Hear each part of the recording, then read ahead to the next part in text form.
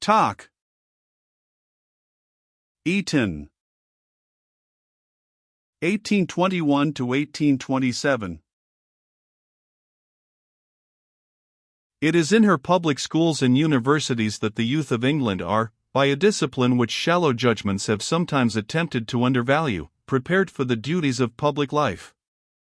There are rare and splendid exceptions, to be sure, but in my conscience I believe that England would not be what she is without her system of public education, and that no other country can become what England is without the advantages of such a system. Canning.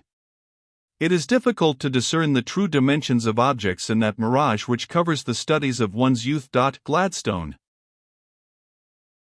In September 1821, the young Gladstone was sent to Eton. Life at Eton lasted over 6 years, until the Christmas of 1827. It impressed images that never faded, and left traces in heart and mind that the waves of time never effaced, so profound is the early writing on our opening page. Canning's words at the head of our present chapter set forth a superstition that had a powerful hold on the English governing class of that day, and the new Etonian never shook it off. His attachment to Eton grew with the lapse of years. To him it was ever the queen of all schools. I went, he says, under the wing of my eldest brother, then in the upper division, and this helped my start and much mitigated the sense of isolation that attends the first launch at a public school. The door of his dame's house looked down the long walk, while the windows looked into the very crowded churchyard. From this he never received the smallest inconvenience, though it was his custom, when master of the room, to sleep with his window open both summer and winter. The school, said the new scholar, has only about 490 fellows in it, which was considered uncommonly small. He likes his tutor so much that he would not exchange him for any 10. He has various rows with Mrs. Shurey, his dame, and it is really a great shame the way they are fed. He and his brother have far the best room in the dame's house. His captain is very good-natured. Fighting is a favorite diversion, hardly a day passing without 1, 2, 3, or even 4 more or less mortal combats. Manners at Eton. You will be glad to hear, he writes to his Highland Aunt Johanna, November 13, 1821, of an instance of the highest and most honorable spirit in a Highlander laboring under great disadvantages. His name is MacDonald. He once had a brother here remarkably clever, and a capital fighter.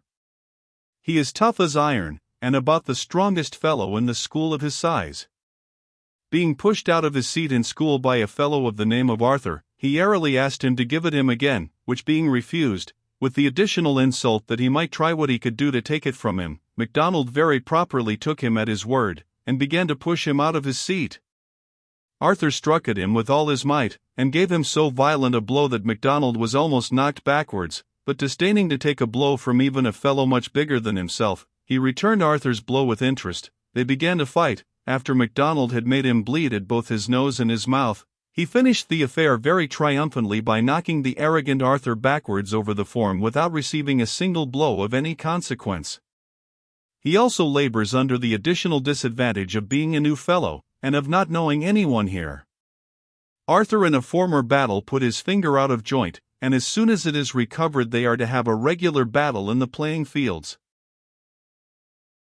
Other encounters are described with equal zest, especially one where the honor of Liverpool was bravely sustained, superior weight and size having such an advantage over toughness and strength, that the foe of Liverpool was too badly bruised and knocked about to appear in school. On another occasion, to the great joy of the narrator, an Oppidan vanquished a colleger, though the colleger fought so furiously that he put his fingers out of joint, and went back to the classic studies that soften manners, with the face broken and quite black. The Windsor and Slough coaches used to stop under the wall of the playing fields to watch these desperate affrays, and once at least in these times a boy was killed. With plenty of fighting went on plenty of flogging, for the headmaster was the redoubtable Dr. Keat, with whom the appointed instrument of moral regeneration in the childish soul was the birch rod, who on heroic occasions was known to have flogged over 80 boys on a single summer day, and whose one mellow regret in the evening of his life was that he had not flogged far more. Religious instruction, as we may suppose, was under these circumstances reduced to zero. There was no trace of the influence of the evangelical party, at that moment the most active of all the religious sections, and the ancient and pious munificence of Henry VI.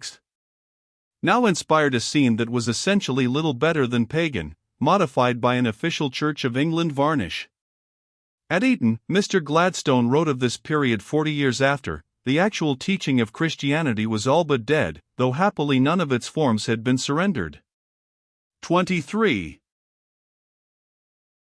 Science even in its rudiments fared as ill as its eternal rival, theology. There was a mathematical master, but nobody learned anything from him, or took any notice of him. In his anxiety for position, the unfortunate man asked Keat if he might wear a cap and gown. "That's as you please," said Keat. "Must the boys touch their hats to me?" "That's as they please," replied the genial doctor. 24. Gladstone first picked up a little mathematics, not at Eton, but during the holidays, going to Liverpool for the purpose, first in 1824 and more seriously in 1827. He seems to have paid much attention to French, and even then to have attained considerable proficiency. "When I was at Eton," Mr. Gladstone said, "we knew very little indeed, but we knew it accurately."